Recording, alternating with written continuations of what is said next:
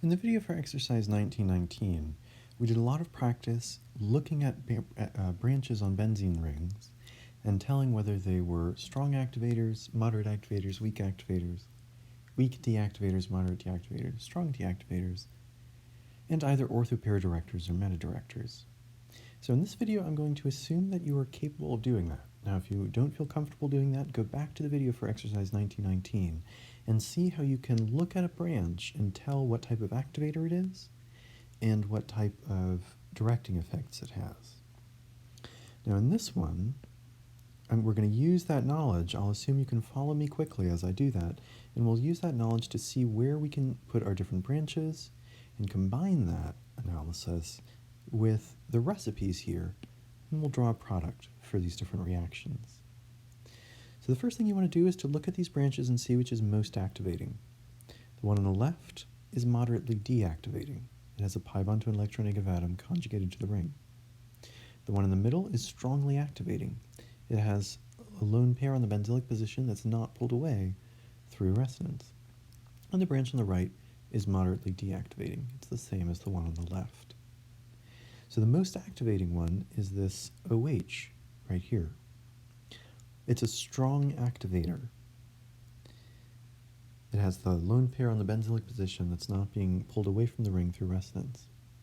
It's a strong activator, and so it's going to direct the branch that's coming in to either the ortho positions or the para position. Okay, so the ortho positions already have branches there, so you can't add another branch.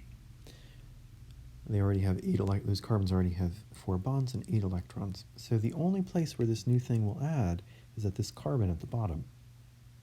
Now you look at the recipe, you see nitric acid and sulfuric acid, and what you're adding here is a nitro group. And so, if you want to draw the molecule, the product that you get, you'll have that same benzene ring, you'll have the OH still there, you'll have each of your other branches, but now in addition to all of those, you will have the nitro group only attached at that bottom carbon, the position that's para to the most activating group.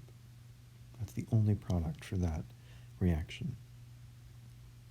If you go through the same analysis for B, if you look through these, you'll see this is an alkyl group, so it's a weak activator.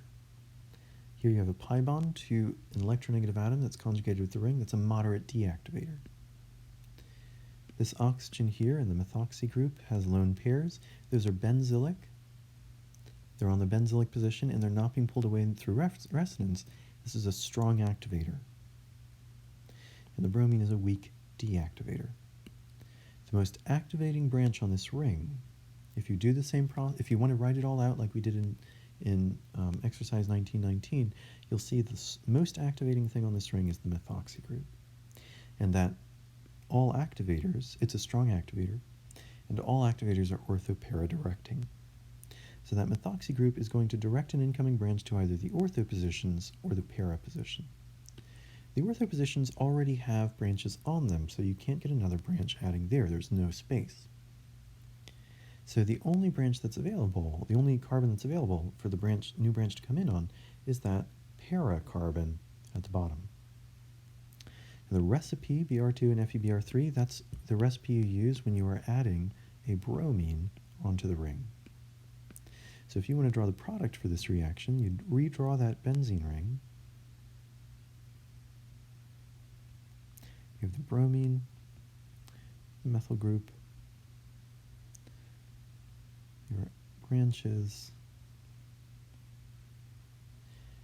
but at the very bottom you will have this new bromine that you're adding that only adds to that one carbon that's para to the most activating group. Normally you would get another product, a product where the bromine goes on the ortho positions, but those ortho positions already have branches on them, so we can't put anything on them here. And so this is the only product you would get for this reaction. Okay, for C, we have our benzene ring right here, and we're going to treat this as having 3 different branches on it. You have a bromine, that's weakly deactivating. You have an alkyl group, sp3 hybridized carbon, that's weakly activating. And you have a pi bond to an electronegative atom conjugated to the ring, that's moderately deactivating. So if what I'm saying right now is confusing, go back to the video for exercise 1919, see how you can assign activating the activation and the directing effects for each of the branches. You'll come back and do the same thing here, and what you'll see is that the bromine is weakly deactivating, this alkyl group is weakly activating, and this pi bond to an electronegative atom that's conjugated with the ring is moderately deactivating. So the most activating group is the alkyl group, this group here. That's weakly activating, and it's ortho-para directing. So an incoming branch would either add to the ortho positions or the para position. The ortho positions already have branches on them, so you can't put a second branch there. The para position, though, is open, and so that's the only place where the branch will add. Now we're using fuming sulfuric acid. That's sulfuric acid that has sulfur trioxide SO3 bubbles going through water. And what you end up putting on a benzene ring there, that's the recipe for putting on an SO3H. So we redraw our molecule. The product is going to look very similar. It's just going to have that SO3H group bonded on to the benzene ring.